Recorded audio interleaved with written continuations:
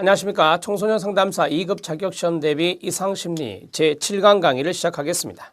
7강 강의는 앞에서 공지해 드린 대로 지속성 우울장애, 일명 기분 부전장애하고 그 다음에 양극성 및 관련 장애의 하위 유형을 알아보도록 하겠습니다. 자, 지속성 우울장애 진단 기준이 나왔는데요. 적어도 2년 동안 상당히 기네요. 그렇죠? 네. 그래서 지속성이란 말을 쓰는 겁니다. 2년 동안 하루에 대부분 우울한 기분이 있고 우울 기분이 없는 날보다 있는 날이 더 많고 이는 주관적인 설명이나 타인의 관찰로 드러날 수 있습니다. 자, 주의 소아와 청소년에는 기분이 과민한 상태로 나타나기도 하고 기간은 적어도 1년은 돼야 됩니다. 1년은 돼야 된다 밑줄. 장기간이면 지속성 우울장애다 이렇게 보시면 됩니다. 울기 동안 다음에 두 가지 이상의 증상이 나타나는데요. 식욕부진, 과식, 불면, 수면과다, 기력의 저하, 피로감, 자존감 저하, 집중력 감소, 결정곤란, 우유부단이죠. 그 다음에 절망감. 자, 여기에서 두 가지 이상이 바로 위에서 적어도 2년 동안에 계속해서 이루어져야 된다라고 정리하시면 되고 소아와 청소년은 1년 이상은 돼야 된다. 자, 여기에서 두 가지 이상인데요. 3번에 보면 장애가 있는 2년 동안 연속적으로 2개월 이상 진단 기준 A와 B의 증상이 존재하지 않은 경우가 없었다. 존재한다라고 하는 건데요. 자, A, B라고 하는 것은 위에 있는 그 울기 동안 두 가지 이상의 증상 여기에 이제 포함되어 있는 겁니다. 장애가 있던 처음 2년 동안 소아와 청소년 1년이라겠고요. 주요 우울증 사파가 나타나지 않았다. 여러분, 이 주요 우울증 사파가 나타나게 되면 주요 우울장애가 되겠죠. 그러니까 이게 나타나지 않고 자, 장애가 만성 주요 우울장애, 부분장애로 잘 설명되지 않는다. 주의는 기분 부전 장애가 발생되기 전 주요 우울증 사파가 완전히 회복된 경우가 있습니다. 2개월간 중요한 징후와 증상이 없는 경우, 이러한 것들이 바로 이제 완전히 회복되는 경우라고 볼 수 있겠죠. 또한 기분 부전 장애가 처음 시작된 2년 후 주요 우울장애 사파가 추가적으로 나타날 수도 있습니다. 그런 경우 주요 우울증 사파의 진단기를 충족시킬 때 두 진단 모두 내려질 수 있습니다. 조증 사파, 혼재성 사파, 혼재성이라고 하는 건 조증과 우울증이 같이 나타나는 걸 말해요. 그 다음에 경조증 사파가 없어야 됩니다. 여러분, 이런 것들은 이게 나타나면 뭐죠? 양극성 장애가 되는 거예요. 그래서 그래요. 순환성 장애의 진단 기준을 충족시키지 않아야 된다. 순환 장애도 이제 뒤쪽 부분에 보시면 나올 겁니다. 자, 우리가 이제 그 순환성 장애를 순환 전환 장애 순환 감정 장애 이렇게 말씀드렸죠. 순환 감정 장애 동의합니다. 그 다음에 장애가 정신분열증이나 망상 같은 만성 정신증적 장애의 기간에만 발생되어서는 안 된다. 이게 무슨 말이에요? 쉽게 말씀드리면 정신분열증이나 망상장애 이런 것들이 나타나면 안 된다라고 하는 거예요. 이쪽으로 진단을 해야 되잖아요. 자, 증상이 물질 또는 일반적인 의학적 상태의 직접적인 생리 효과로 인한 것이 아니어야 됩니다. 이건 우울증 사파에서도 나왔었던 거고요. 자, 지속성 우울장애, 기분 부전 장애라고 불리는 이것을 간단하게 또 정리해 보겠습니다.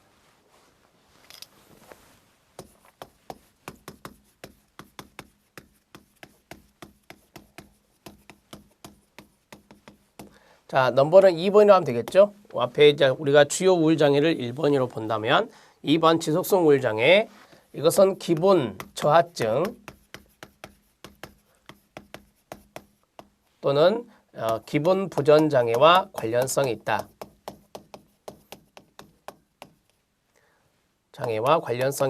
이렇게 정리하시면 되고요. 우리 시험에는 지속성 우울장애로 나올 것 같습니다. 자, 지속성 우울장애는 우리가 이제 장기간 동안에 우울의 증상이 나타나는 거예요. 장기간 우울 증상을 보이는 경우. 그러면 장기간의 경우는 소아나 청소년일 경우는 1년이다 라고 말씀드렸고요. 그 다음에 일반의 경우는 2년이다. 이렇게 정리를 하고 있습니다. 장기간의 내용을 말씀드렸고요. 그 다음에 증상이 있었죠. 자, 이 증상은 여러 가지가 있었는데 울기 동안에 두 가지 이상, 밑에 있는 것에서 두 가지 이상 나타났을 때 우리가 이것을 지속성 우울장애를 하는데 말씀드렸죠. 2년 동안에 그렇죠. 연속적으로 2개월 이상 2년 동안 연속적으로 2개월 이상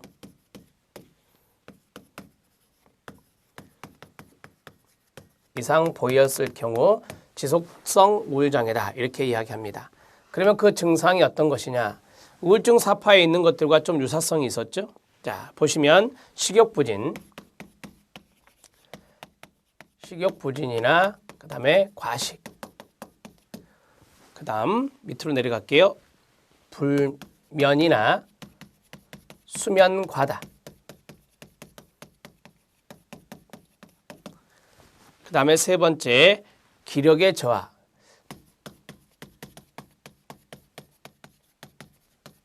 피로감,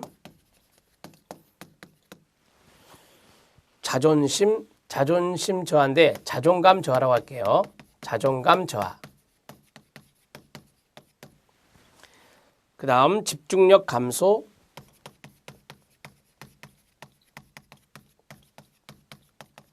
결정 곤란인데 우유부단 쓰면 되겠죠. 자, 마지막 절망감. 자, 이러한 것들 중에서 두 가지 이상은, 몇 가지 이상은, 두 가지 이상은 2년 동안 연속적으로 2개월. 자, 외우기 쉽네요. 그렇죠? 두 가지, 그 다음에 2년, 그 다음에 2개월입니다. 그런데 소아청소년의 경우는 1년이다. 이렇게 단서를 좀 알아놓으시고요. 여기에서 조심해야 될 게 있죠. 주의는 한 두 가지 정도 정리하시면 될 것 같아요. 자, 밑에 있었잖아요. 5번에 있는 거 뭐예요? 조증이나 혼재성 사파, 혼재성 사파, 그 다음에 경조증 사파. 사파는 뒤로 한꺼번에요. 자, 이것과 관련이 없어야 돼요. 이게 나타나면 양극성 장애가 되니까요.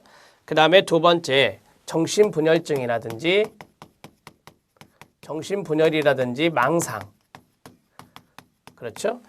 이것과 관련이 없어야 돼요. 만약 이것과 관련이 있다면 이렇게 정신장애로 진단이 돼야 되니까 이 두 가지를 조심하시기 바랍니다. 자, 되었습니다. 이제 양극성 및 관련 장애 하위 유형 보겠습니다. 여기가 이제 이번 시간에 가장 중요한 대목이니까 잘 들어주시기 바랍니다.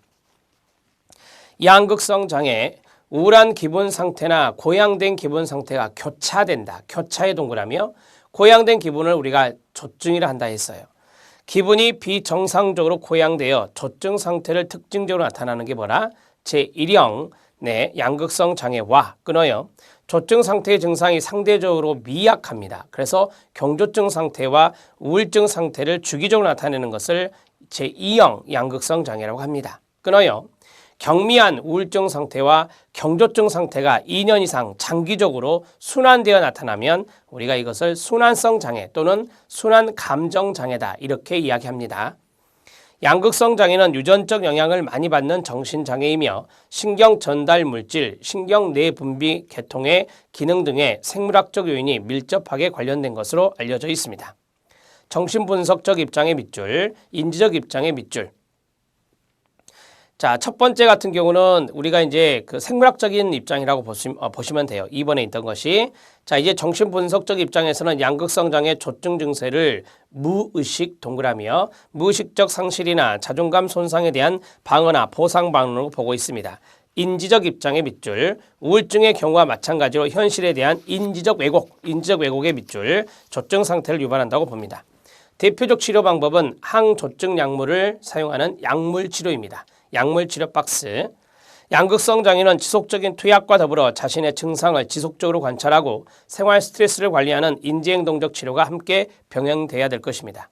자, 인지치료, 인지행동치료와 그 다음에 약물치료 이 두 가지를 계속 병행하는 것이 기분장애에서 필요한 부분이다 이렇게 보시면 되겠고요. 자, 거기 보면 양극성 장애 단일조증 사파라고 되어 있죠. 단일조증 사파에 밑줄 쫙 그어주십시오. 단 한 번의 조증 사파만 있고 과거의 주요 우울증 사파는 없습니다. 자, 주의, 재발성 우울증으로부터 극성의 변화, 조증 또는 조증 증상이 없는 최소한 2개월 간격으로 정의된다. 참고하시고요. 조증 사파는 분열 정동 장애로 잘 설명되지 않고 분열 정동 장애는 정신분열에 나와요. 거기에 따로 나오는 것이니까 분열정동 장애하고 여기 있는 조증하고는 좀 다르다라고 하는 것이고요. 정신분열증, 정신분열형 장애, 망상장애 또는 달리 분류되지 않는 정신증적 장애와 겹쳐서 나타나지 않는 겁니다. 이런 것들은 따로 봐야 된다라고 하는 것이고요. 양극성 장애 두 번째 2형입니다. 한 번 또는 그 이상의 주요 우울증 사파가 있습니다. 또는 과거력이 있는 거죠. 자, 적어도 한 번의 경조증 사파가 있습니다. 또는 과거력이 있는 거죠. 그래서 주요 우울 사파 플러스 경조증 사파 이렇게 정리하시면 되고요. 조증 사파나 혼재성 사파는 한 번도 없었다라고 했어요. 자, 조증 사파는 이제 경조증하고 다르죠. 경미한 조증이 아니니까 조증은. 그래서 혼재성 사파 단 한 번도 없었다. 자, 진단 기준 A와 B에 있는 기본 증상이 분열정동 장애로 잘 설명되지 않으며 똑같은 말이에요. 정신분열증, 정신분열형 장애, 망상장애 달리 분류되지 않는 정신증적 장애와 겹쳐서 나타나지 않습니다. 증상이 사회적, 직업적, 기타 중요한 기능 영역에서 임상적으로 심각한 고통이나 장애를 일으킨다라고 이야기하고 있습니다. 자, 이제 우리가 실력 따지기 순환성 장애 진단 기준까지 보죠. 순환성 장애까지 보겠습니다. 적어도 2년 동안 잦은 경조증 기간과 끊어요. 잦은 우울증 기간, 주요 우울증 사파의 진단 기준을 충족시키지 않는 것입니다. 자, 여기에서 주요 우울증 사파의 진단 기준을 충족시키지 않는이라고 그랬잖아요. 이 우울증이라고 하는 것에 앞에 잦은 경조증까지 나타나기 때문에 우리가 주요 우울증 사파 진단 기준에는 경조증이 없었어요. 경조 증상이 없었거든요. 그런 것들과 연관성이 있습니다. 자, 그 다음에 이제 여기에서 우울증은요, 경조한 우울증이에요. 경미한 우울증이라고 보면 돼요. 잦은 우울증이 바로 경미한 우울증이라고요. 자, 2년 이상의 기간 동안 2년의 동그라미요. 청소년 소아는 1년이고요. 진단 기준 A의 증상이 없는 기간이 2개월 이상 지속되어서는 안 된다. 자, 거기 보면 우리가 그 진단 기준 A라고 하는 것이 있고 이런 것들이 있는데 진단 기준 A라고 하는 것은 이제 DSM-4나 DSM-5에 해당되는 진단 기준을 이야기하고 있는 것입니다. 자, 거기 3번 별표 장애가 있는 첫 2년 동안 주요 우울증 사파, 조증 사파, 혼재성 사파가 존재하지 않아야 됩니다. G 별표 순환성 장애가 첫 번째로 발병되고 난 후에 2년이 지난 다음 2년이 지났습니다. 소아 청소년 1년이고요. 조증 사파나 혼재성 사파, 이 경우 양극성 장애 1형, 순환성 장애 둘 다 진단될 수 있다는 것입니다. 자, 양극성 장애 1형이 바로 조증과 혼재성 사파와 연관성이 있는 거거든요. 그 다음에 순환성 장애 둘 다 가능하다라고 하는 것이에요. 그 다음에 또는 주요 우울증 사파, 이 경우 양극성 장애, 그렇죠. 두 번째와 순환 장애 둘 다 진단될 수 있습니다. 추가적으로 진단이 가능하다라고 했고요. 자, 이제 네 번째 보면은 진단 기준 A의 증상이 분열정동 장애 똑같이 나오죠. 자, 그 다음에 5번도 똑같이 나와요. 증상이 물질이나 일반적인 의학적 상태, 직접적인 생리효과로 인한 것이 아니어야 됩니다.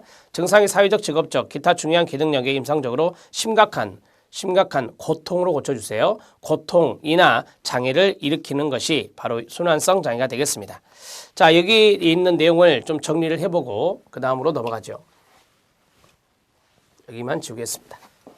우리가 이제 제2절에 있는 내용인데 2절에 있는 내용에서 이걸 3번으로 할게요, 여러분. 3번 양극성 및 관련 장애입니다.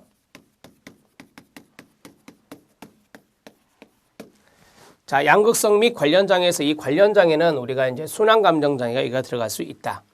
저는 반가로로 해서 이제 양극성 퍼스트 형이 있고요. 그 다음에 2번 양극성 세컨 형이 있습니다. 3번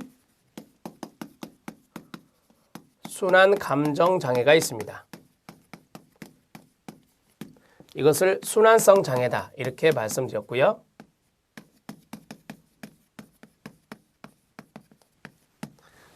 자, 이 퍼스트와 연관성이 있는 것은 무엇이었습니까?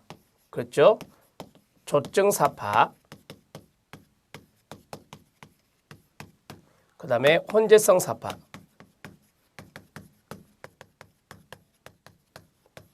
요 두 가지가 여기에 들어가고요. 자, 여기에서는 두 번째 형에서는 우울사파가 들어갑니다. 주요 우울사파가 들어가고요. 플러스 경조증 사파가 들어갑니다. 이렇게 들어가시면 돼요. 자, 세 번째 이것은 뭐였습니까? 네, 경미한 우울 플러스 경조증이었습니다. 그리고 이 순환성 장애는 장기간이었습니다. 이렇게 정리하시면 되겠습니다. 자, 첫 번째 양극성 일형, 여기에서 우리가 좀 조심해야 될 것은 뭐냐면 주요 우울 사파는 없습니다. 주요 우울 사파는 나타나지 않습니다. 이렇게 정리하시면 되죠. 자, 그 다음에 조증 사파를 상당히 중요하게 생각해야 돼요. 여기 있는 조증 사파가 가장 중요한 것입니다. 일형에서는 그래요. 자, 이제 두 번째 E형입니다. 자, E형에서는 세컨형에서는 바로 주요 우울 사파, 이게 이제 중요한 거예요. 주요 우울 사파. 그러니까 이거는 주요 우울 사파가 전혀 나타나지 않는 것이고, 이거는 주요 우울 사파와 그 다음에 경조증이 나타나는 거예요. 자, 이렇게 정리하시면 되고요. 우리가 이제 한꺼번에 이제 나중에 써야 될 것이 있는데 그건 나중에 쓸 것이고요. 그 다음에 여기 순환감정장애, 순환성장애라고 하는 것은 경미한 우울과 경조증이 장기간에 거쳐서 이루어진다라고 했어요. 그럼 이 장기간이 어떻게 됐었죠? 네, 2년이었어요. 2년 동안에 바로 2개월 이상이란 말이 있죠. 2개월 이상 계속해서 나타나는 것인데요. 증상 A, 진단 기준 A의 증상이 없는 기간이 2개월 이상이 되어서는 안 된다. 그 말은 여러분 교재 실력 따지기 2번에 있었잖아요. 그 말은 2개월 이상 동안 이 A라는 진단 기준 A라는 증상이 계속해서 나타나야 된다라고 하는 것입니다. 순환 감정 장애와 연관성 있는 이 증상이 바로 요건데, 이걸 이제 진단 기준 A에서 주로 이야기하고 있는 거니까 이걸 아시면 되고요. 이게 장기간이라고 했어요. 2년 동안 적어도 2개월 이상입니다. 2개월 이상 나타나는 경우 우리가 순환 감정 장애다 이렇게 말하고, 소아나 청소년의 경우에는 1년이다 이렇게 정리하시면 돼요. 지속성 우울 장애와 기간이 똑같죠. 예, 2 이렇게 정리하시면 됩니다. 그리고 증상도 두 가지예요. 경미한 우울과 경조증이라고 하는 두 가지 증상이죠. 자, 여기에서 저는 이제 한꺼번에 묶겠습니다. 이 세 가지를 한꺼번에 묶어서 어떤 것을 써드릴 거냐면, 첫 번째 주의할 거거든요. 첫 번째 주의할 것은 뭐냐? 네, 정신 분열 등의 장애가 나타나서는 안 된다. 이건 정신분열과 연관성이 있는 거니까 따로 해야 되겠죠, 여러분. 그 다음에 두 번째는 일반적인 의학 상태나 의학적 상태나 그 다음에 물질, 약물남용이나 투약이요. 약물남용을 쓸게요. 물질보다는 약물남용이나 투약 등에 의한 것이 아니어야 되겠죠. 이렇게 정리하시면 되고요. 그 다음에 세 번째, 사회적, 직업적, 사회적이나 직업적 주요 기능 영역에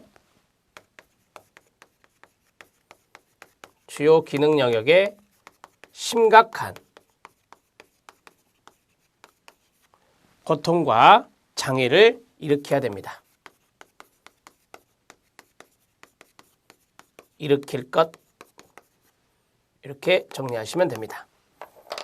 자, 이 세 가지가 모두 다 그러니까요. 세 가지 모두 다 이렇게 적으시면 되고, 자, 여러분들이 이제 그 실력 따지기에서 밑줄에 있는 부분, 요 부분만 정리하면 되는데요.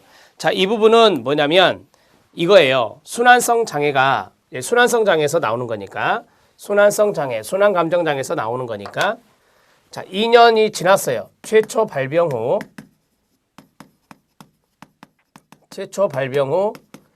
2년이 지났습니다. 2년 지난 경우 자, 두 가지 형태가 있었죠. 하나는 조증사파와 혼재성 사파가 나타났다. 조증사파나 혼재성 사파가 나타났다.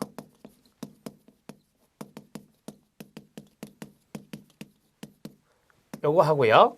그 다음에 두 번째로는 주요 우울사파가 나타났다. 그럴 수 있잖아요. 2년이 지난 다음에 주요 우울사파가 나타났다. 그러면 쉬워요. 어렵지 않아요. 조증사파, 혼재성 사파는 양극성 일형이잖아요. 그래서 양극성 퍼스트형과 그 다음에 순환 감정장애 모두 진단한다. 이렇게 되고요. 그 다음에 주요 우울사파는 아시다시피 뭐죠? 네, 여기 양극성 장애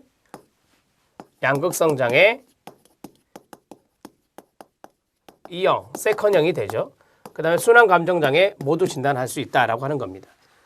이것이 양극성 퍼스트형이었잖아요. 이것이 양극성 뭐예요? 세컨형이었잖아요. 그래서 이것도 되고 이것도 된다라고 하는 것입니다. 왜냐하면 최초 발병 후 2년이 지났다. 그럼 2년이 지났기 때문에 당연히 순환 감정 장애는 가지고 있겠죠. 그래서 이게 나타나면 이런 것들을 추가 진단한다라고 하는 거죠. 추가 진단 가능하다. 이렇게 적어주시면 됩니다. 자, 이제 심화학습을 보겠습니다. 기본장애에 카테콜라민 가설이 있습니다. 우리 청소년 상담사 시험이 있고요. 그 다음에 임상심리사 시험이 있어요. 산업인력공단에서 하는 임상심리사 시험에서 출제된 적이 있는 카테콜라민 가설입니다. 참고적으로 좀 알아놓으시면 좋겠다 해서 실었고요. 카테콜라민 가설은 우울증을 뇌신경화학적인 요인으로 설명하려는 대표적인 이론으로서 오늘날 항우울제의 약물 치료를 가능케 만드는 이론입니다. 카테콜라민은 신경 전달 물질인 1. 노에피네프린, 2. 에피네프린, 3. 도파민을 포함하는 호르몬입니다. 이 가설에서는 개인에게 카테콜라민이 결핍되면은 우울증이 생기고 반대로 과다되면 조증이 생긴다는 것이며 이 가설은 뇌의 신경연접부와 관련해 노에피네프린과 세로토닌에 의해서 지배된다는 원리에 기초합니다. 치료에서도 어떤 약물은 노에피네프린과 반응하는가 하면 어떤 약물은 세로토닌에 의해 더 반응하는데 특히 카테콜라민 중에서 에피네프린이나 도파민보다 노에피네프린이 기본장애에 중요한 역할을 한다고 합니다.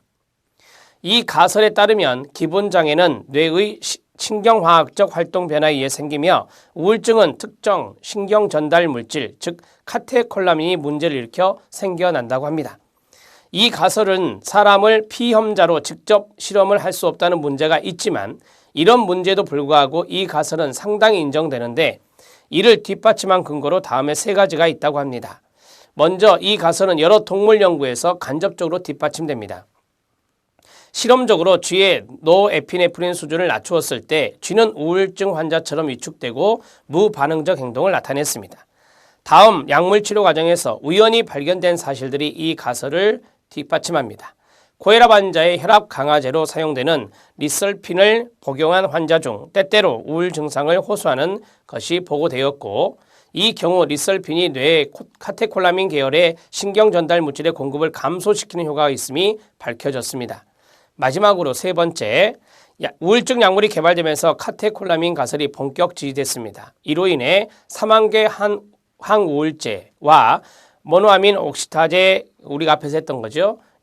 억제제 현상을 완화시키는 중요한 치료 약물을 사용되기 시작했고 이 약물들이 우울 증상을 감소시키는 이유는 뇌 노에피네프린이나 세로토닌의 활동 수준을 증가시키기 때문이다. 그리고 카테콜라민 가설을 강력 지지하는 결과로 여겨졌다라고 했어요. 여러분 제가 앞에서 우울과 연관성이 있는 것은 바로 노에피네프린과 세로토닌 이런 것들을 말씀드렸잖아요. 이런 것들이 영향을 이제 많이 끼치는 것인데 이러한 활동 수준을 증가시켜서 우리가 우울 증상을 감소시킬 수 있다라고 하는 것을 이야기하고 있습니다. 자, 여러분 카테콜라민이라고 하는 것은 거기 2번에 보니까 노에피네프린, 에피네프린, 그 다음에 도파민 이런 것 등을 포함하는 호르몬이라고 합니다. 그리고요 3번에 보면 이러한 카테콜라민이 결핍되면 우울증이 생긴다라고 했어요. 너무 과다하면 뭐가 되고요? 조증이 나타난다라고 하는 것을 이야기하고 있습니다. 또한 이 가설은 노에피네프린이나 세로토닌에서 지배된다는 원리 이런 것들이 이제 기초되고 있다라고 정리했는데 우리가 이것을 좀 도식화해서 말씀을 좀 드려보면 다음과 같이 도식화할 수 있습니다. 자, 기분장애의 카테콜라민 가설.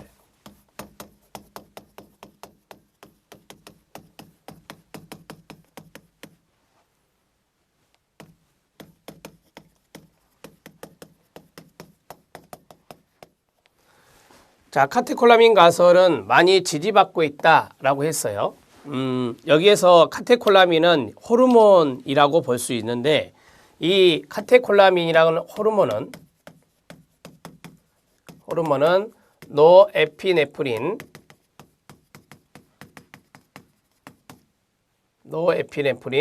그 다음에 도파민, 에피네프린은 쓰지 않겠습니다. 등을 포함하고 있는 호르몬이다. 자, 이렇게 카테콜라민에 대한 개념을 간단히 잡아주시고요. 이것 카테콜라민이 도식화를 한다겠는데요. 카테콜라민이 감소할 수도 있고 카테콜라민이 증가할 수도 있을 것입니다. 이 두 가지 케이스가 있겠죠. 자, 카테콜라민이 감소하면 노에피네프린이나 도파민 이런 것들이 줄어든다라고 하는 것인데요. 그게 바로 우울증을 발생시키는 것이고요. 이게 많다라고 한다면 반대인 조증이 발생된다라고 하는 것을 이야기하고 있습니다. 자, 이렇게 해서 하나 묶어주시고 그 다음에 우리가 세로토닌과 노에피네프린 이런 것들이 이제 중요하다라고 했었잖아요. 거기에서 이 카테콜라민 가설이라고 하는 이 두 가지의 요소는 바로 두 가지의 신경 전달 물질과 연관성이 있다. 노에피네프린이나 세로토닌이 있었는데요. 이 두 가지의 이 신경 전달 물질 여기에 의해서 기분 장애가 지배된다라고 하는 거죠. 자, 그러한 원리, 지배된다는 된다는 원리에 기초하고 있습니다.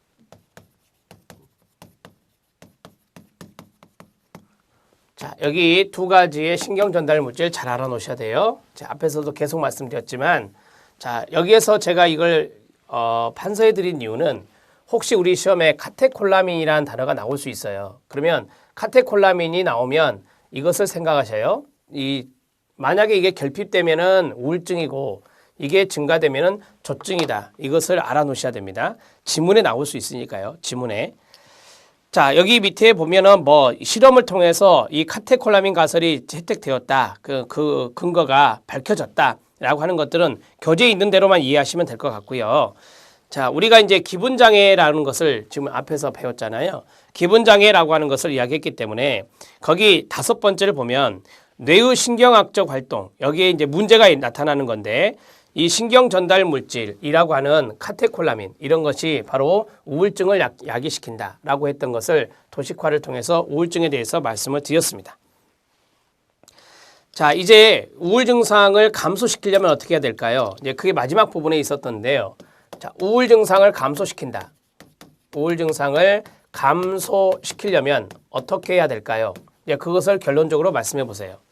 네, 이것이 감소되려면 노에피네프린이나 세로토닌이 분비가 촉진돼야 돼요. 예, 이러한 활동이 필요하다라고 하는 거죠. 해볼게요. 노에피네프린과 그 다음에 세로토닌의 활동 수준을 증가시켜야 된다라고 하는 거죠. 활동 수준을 증가시키면 바로 우울 증상은 감소된다. 이렇게 하나 마지막으로 정리하시기 바랍니다. 자, 기본장애 카테콜라민 가설을 심화학습에 넣어서 여러분들에게 판서로 정리해 드렸습니다. 여기 있는 내용들을 계속해서 반복해서 봐주시기 바랍니다. 자, 이제 다음 강의에서는 제6장에 있는 내용, 물질 사용장애, 충동조절장애, 여기에 대해서 알아보도록 하겠습니다. 여러 가지 것이 있지만 우리 시험에 좀 나오는 것들도 있어요. 그러니까 여기에서 여러분들이 우리가 물질 사용하면 대표적인 것들이 이제 알코올 이런 것들이 여기에 들어갈 수 있죠. 그래서 청소년이 알코올과 연관되어 있기 때문에 여기에 있는 내용들이 시험에 출제될 수 있다는 것을 말씀드립니다. 다음 시간에 만나 뵙겠습니다. 수고했습니다.